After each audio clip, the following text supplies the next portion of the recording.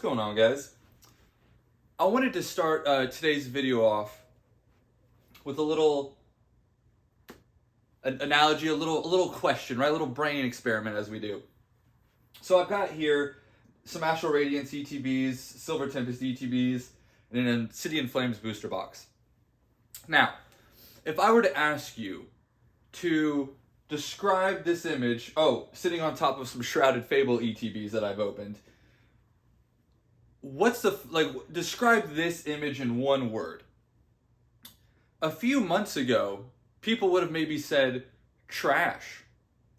Nowadays, people would maybe say redemption. I have two specific words that I think are perfect for today's video. One is perspective, and the other one is risk. So let me tell you what I'm talking about. When I say perspective, what do I mean by perspective? Well, there's a lot of people who will say that these are some of the worst performing products. And to them, they may be, right? Like, that may be a factual statement coming from them and some sort of wherever you decide to kind of drop the measurement lines, right?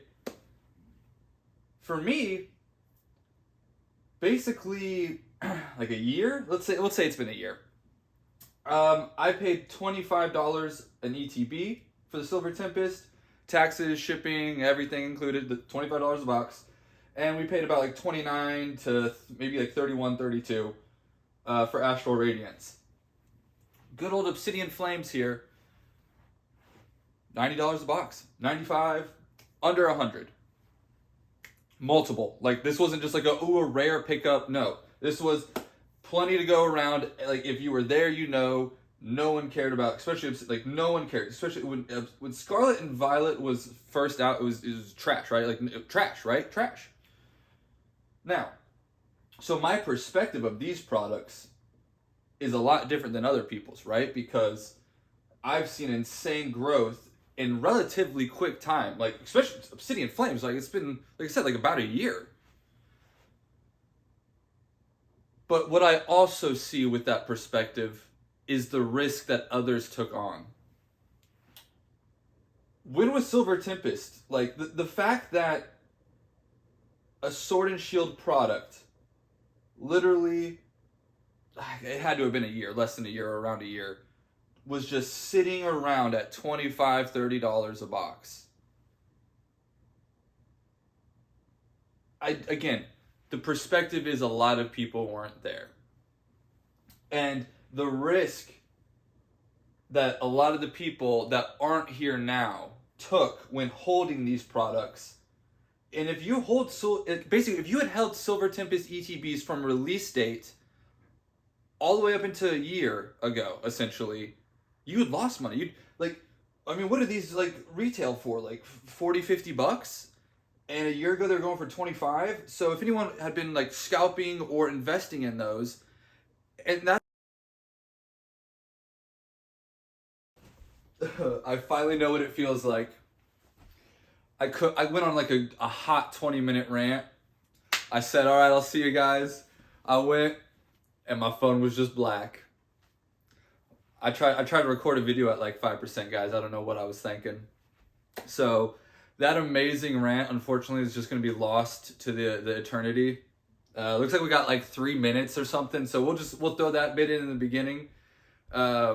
Essentially, guys, what was the point of this entire video?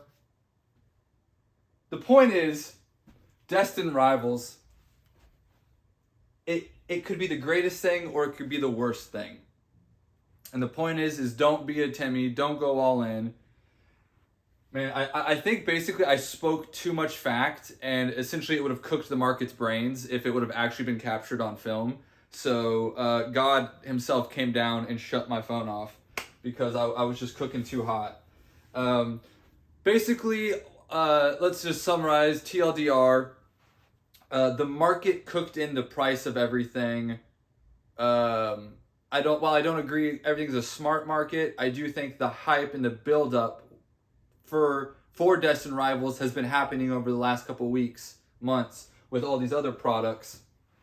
And kind of like the whole, what is it, buy the news, sell the event, or whatever that term is. I essentially think that that's what's happening, is the lead up to Destined Rivals, all the money has come in, but it's come in on other products as well. And now that Destined Rivals is here, we may see a lull in the market. Again, don't sell anything, don't panic. But if you're buying at the top, yeah, you may be sitting on some bags for a while. It is what it is. Essentially, too, I kind of summarized that Obsidian Flames, I think, is a very interesting product in the terms of it being essentially valued right now the same price as Destined Rivals in the market. I think, again, even though this is considered, I think, correct me if I'm wrong, but besides like Shrouded Fables, I think most people would consider this the weakest.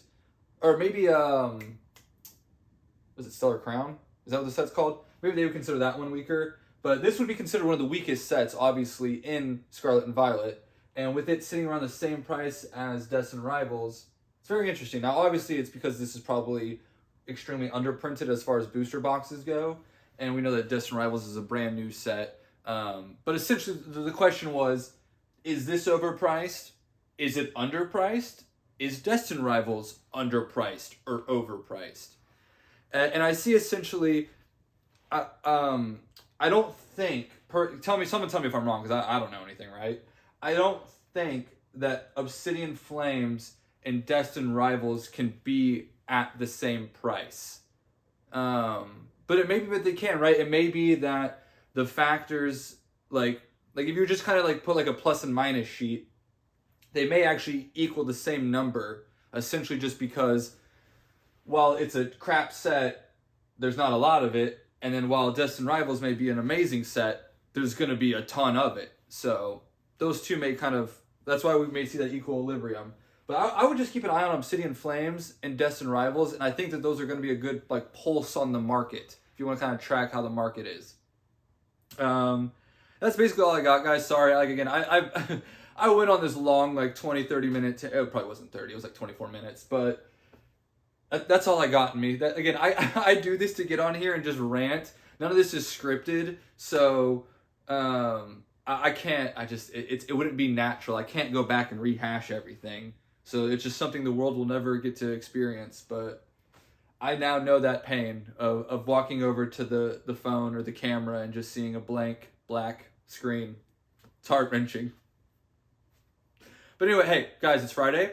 I told you on Monday you better have a goal and achieve it by Friday. Did any of you do that? That's all I got, guys. Hey, again, love everybody. Go do a kind act today. I challenge you guys to this. The next time someone pisses you off or does something to upset you, just try and be really nice to them. Actually try and understand, stop and think like, man, I wonder, like understand why they might actually be mad. And I'm not saying they may be a good person, but just try and maybe be good to them. And it feels good maybe. I don't know. Have a good one, guys.